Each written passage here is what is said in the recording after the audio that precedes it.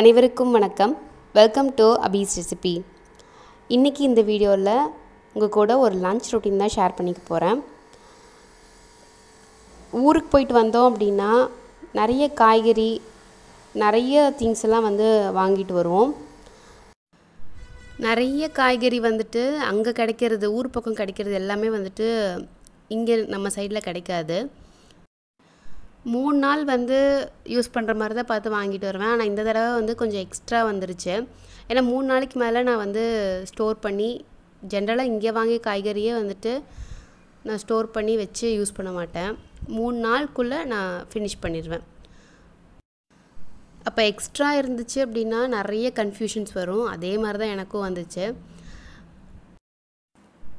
என்னென்னலாம் மிச்சம் இருந்துச்சுன்னு பார்த்தீங்க அப்படின்னா, வெந்தயக்கீரை அன்றைக்கே செஞ்சாகணும். பக்கத்தில் கொடுக்குறக்கும் இங்கே ஆள் அந்த மாதிரிலாம் கிடையாது. இதில் புளிக்குழம்பு செஞ்சால் ரொம்ப நல்லாயிருக்கும். ஆனால் அன்றைக்கி தேவ் பார்த்தீங்க அப்படின்னா எனக்கு பிரியாணி வேணும், அந்த மாதிரி ஒரு வெரைட்டி ரைஸ் மாதிரி ஏதோ ஒன்று வேணும்னு கேட்டுக்கிட்டே இருந்தான். ஸோ இதை புலாவ் பண்ணிடலாம் இதை வச்சு அப்படிங்கிற மாதிரி யோசிச்சிட்டேன். வெந்தயக்கீரை ரொம்ப ரொம்ப உடம்புக்கு நல்லது. குழந்தைங்களுக்கு கண்டிப்பாக கொடுக்கலாம். அதே மாதிரி டைஜஷனுக்கும் வயிற்று சம்மந்தப்பட்ட எல்லாத்துக்குமே இது ரொம்ப நல்லது தான் பண்ணும். அதே மாதிரி வெயிட் லாஸ் பண்ணும் அப்படின்னு நினைக்கிறவங்க கண்டிப்பாக இதை ட்ரை பண்ணலாம். ஒரு நாள் நம்ம சாப்பிட்றதுனால கண்டிப்பாக வெயிட் லாஸும் ஆகாது. அதையும் நான் சொல்கிறேன். அப்புறம் இந்த முள்ளங்கியும் மிச்சம் இருந்துச்சு. ஆல்ரெடி முள்ளங்கி சாம்பார் வச்சுட்டேன். அப்புறம் முள்ளங்கி வச்சு சப்பாத்தி பண்ணிட்டேன். நிறையா காய்கறி வாங்கிட்டு வந்துட்டோம்.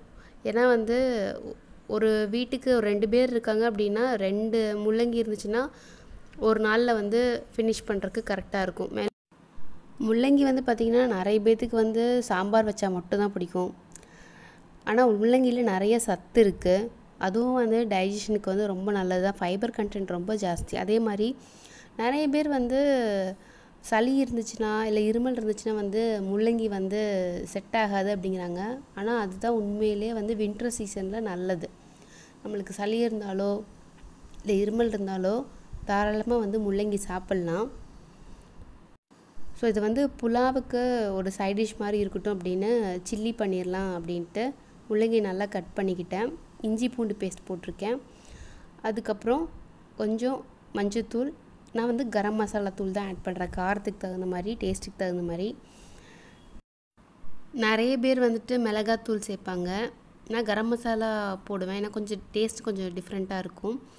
அப்புறம் உப்பு தேவையான அளவு சேர்த்திக்கலாம். இதில் தண்ணி சேர்த்தணுன்னு அவசியமே கிடையாது. ஏன்னா இது ஒரு தண்ணி சத்துள்ள காய் தான்.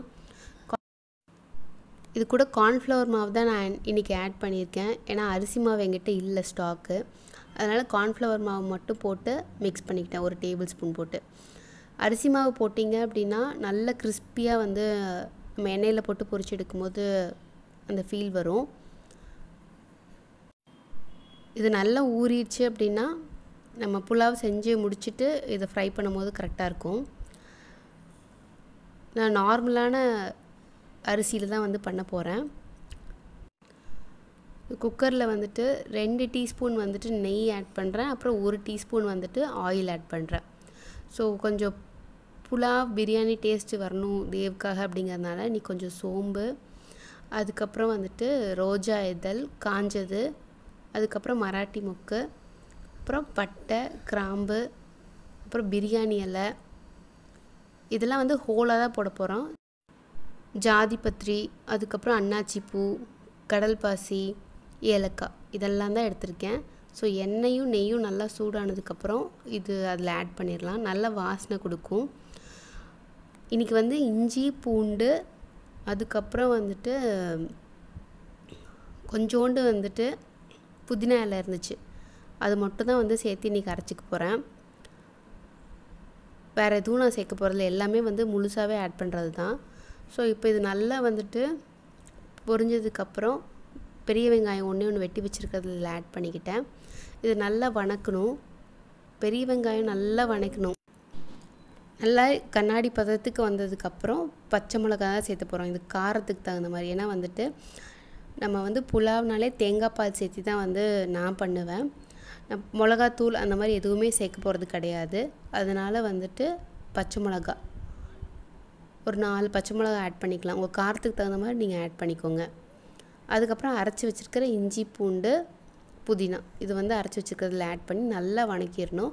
அதுக்கப்புறம் வெந்தயக்கீரை இலை கட் பண்ணி வச்சுருக்கோம் இல்லையா அது, ஸோ அதையும் நம்ம ஆட் பண்ணி இது வந்து லைட்டாக வதங்கினா போதும்.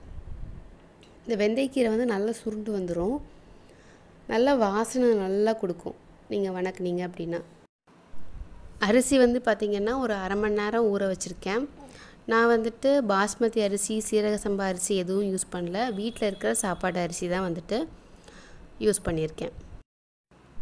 எப்போவுமே வந்துட்டு பிரியாணி புலாவ் இல்லை வந்துட்டு அரிசி பருப்பு அந்த மாதிரி வெரைட்டி ரைஸ் நம்ம செய்கிறோம் அப்படின்னா, அதாவது ஹோலாக வைக்கிறோம் அப்படின்னா நம்ம வந்துட்டு அரிசியை போட்டு அந்த மசாலா போட்டு நம்ம வணக்கணும் அப்படின்னா அது ஒரு டிஃப்ரெண்ட் டேஸ்ட் கொடுக்கும். தண்ணி ஊற்றுறதுக்கு முன்னாடி தேவையான அளவு உப்பு போட்டுக்கோங்க.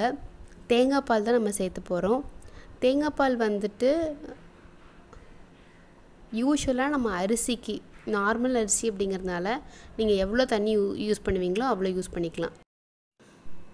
ஒரு கப்புக்கு 2.5 கப் தண்ணி அப்படிங்கிற மாதிரி இது நல்லா மிக்ஸ் பண்ணி விட்டுருங்க. அதுக்கப்புறம் இதில் வந்து காரம் உப்பு அதெல்லாம் வந்து கரெக்டாக இருக்கான்னு பார்த்துக்கோங்க. எப்போவுமே நம்ம வந்து பிரியாணி புலாவ் அந்த மாதிரி செய்யும் போது நம்ம உப்பு காரம் அதெல்லாம் வந்துட்டு மசாலா எல்லாமே வந்துட்டு கொஞ்சம் 1 இன்ச் அளவுக்கு அதிகமாக இருந்துச்சு அப்படின்னா விசில் விட்டு எடுத்ததுக்கப்புறம் அதோட டேஸ்ட் வந்து ரொம்ப நல்லாயிருக்கும், கரெக்டாகவும் இருக்கும். கண்டிப்பாக ட்ரை பண்ணி பாருங்கள் இதை. இதுவும் வந்துட்டு ஊர்லேருந்து வாங்கிட்டு வந்தது தான். பச்சை அவரை பருப்பு அப்படிம்பாங்க, நிறைய பேர் வந்துட்டு மொச்சப்பயிறு அப்படின்னு சொல்லலாம். இது வந்துட்டு ஊர் சைடில் தான் கிடைக்கும். ஜனவரி பிப்ரவரி அந்த மந்தில் வந்துட்டு இது கொஞ்சம் ஃபேமஸாகவே கிடைக்க ஆரம்பிக்கும். அந்த சீசன் டைமில் வந்து கிடைக்கிறது தான் இது. இது வந்து பார்த்திங்கன்னா அப்படியே வந்து குக்கரில் போட்டு உப்பு போட்டு வேக வச்சு எடுத்து வச்சிட்டோன்னா போதும். அதை நல்லா அந்த அவரை மாதிரியே இருக்கும், அவரைக்காயில் இருக்கிற மாதிரியே இருக்கும். இதை நம்ம உரித்து எடுத்து வச்சுக்கலாம். சீசனில் கிடைக்கிறதெல்லாம் வந்துட்டு மிஸ் பண்ணிடாதீங்க கண்டிப்பாக. இது குழந்தைங்களுக்கு கண்டிப்பாக கொடுக்கலாம். இது வந்து ப்ரோட்டீன் கண்டென்ட் ரொம்ப ஜாஸ்தி, அதே மாதிரி கால்சியம் அயர்ன் கண்டென்ட்டும் இதில் வந்து நல்லாவே இருக்கும். இது வந்து சாப்பிட்டா கேஸ்ட்ரிக்கா அந்த மாதிரி பார்த்திங்கன்னா அந்த மாதிரி கிடையவே கிடையாது. டைஜஷனுக்கு ரொம்ப ரொம்ப நல்லது. நம்ம வெட்டி வச்சுருக்கிற முள்ளங்கி அந்த சில்லி போடுறதுக்கு வந்து நல்லா ஊறிடுச்சு. ஸோ எண்ணெய் ஊற்றிக்கலாம். எண்ணெய் நல்லா காஞ்சதுக்கப்புறம் ஸ்பூனில் ஒன்று எடுத்து போட்டிங்க அப்படின்னா கையை சேஃப்டியாக பார்த்துக்கலாம், ஒட்டாமல் வரும்.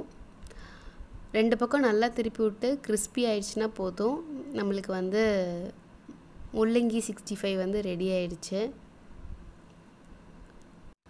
இதில் ஆர்டிஃபிஷியலாக நான் இந்த கலர்ஸும் சேர்த்துல, வெறும் கரம் மசாலா தான் சேர்த்திருக்கேன்.